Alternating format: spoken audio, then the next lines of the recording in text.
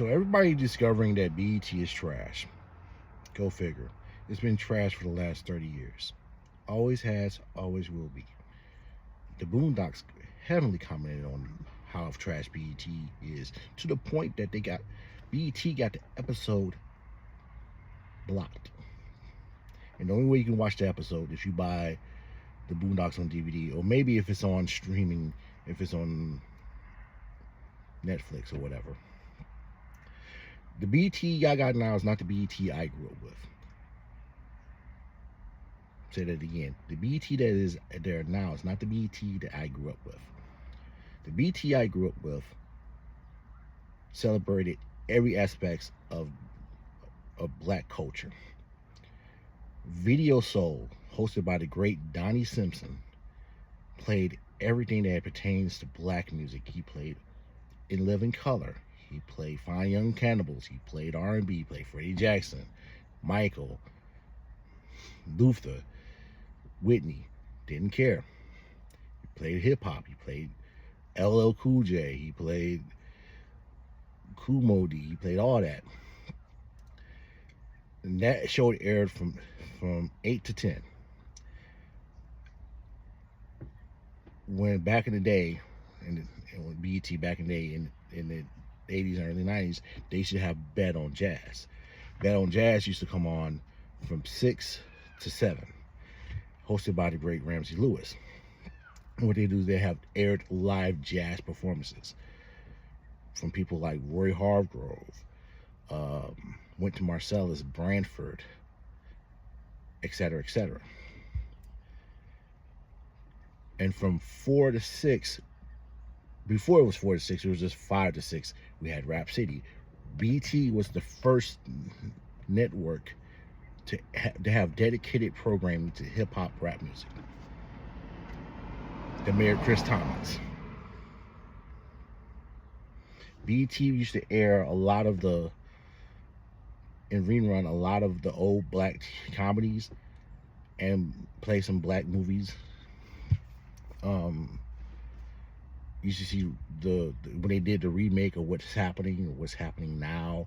They played the Jeffersons. They played the black version of The Odd Couple, Sanford and Son, Baby I'm Back, That's My Mama, all those shows. BET News is where Ed Gordon and Tavis Smiley got their start. In the 90s, before it was sold at Viacom, on Saturdays, during the day, they had more. I didn't have cartoons per se, but they had much more tailored for educational purposes. And then they had Teen Summit, where they had room with teenagers sitting there discussing the issues of the day. Later that day, they showed music of the diaspora. They played music from Jamaica, from Puerto Rico, Cuba, etc., Brazil, Africa, etc.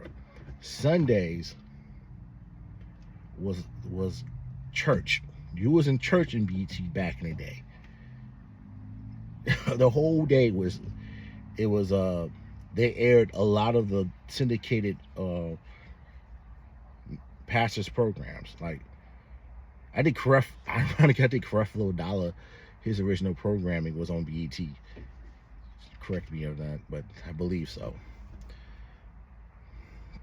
And then at night they showed Bobby Jones Gospel. There's a reason why Bobby Jones was always at the BET Awards. And last year, when he saw Sexy Red Skank Ass, and he looked over in disgust. They had, I think Saturdays they had Blues Night, where they showed the blues musicians. And then it spawned off into Bet on Jazz, turned into Jazz Central, which was from 11 to 2 in the morning. This was in the 90s. You had dedicated programming for jazz, which spawned off into the Bet on Jazz, the actual BT on Jazz, which covered everything So they could separate where BT focused more on hip hop and R&B, and then Bet on Jazz dealt with jazz, blues, beyond. And then that went away. by the early 2000s, around 2004, 2005, the infamous Tip Drill video came out. BET After Dark. The programming became mediocre. It became the ghetto version of what was going on over at MTV. You gotta remember, at this point, the three most cable channels that dealt with music were owned by one company, Viacom. Talking about MTV, VH1, and BET. And that period in time was a dark age, because now there was much more of a focus on reality TV.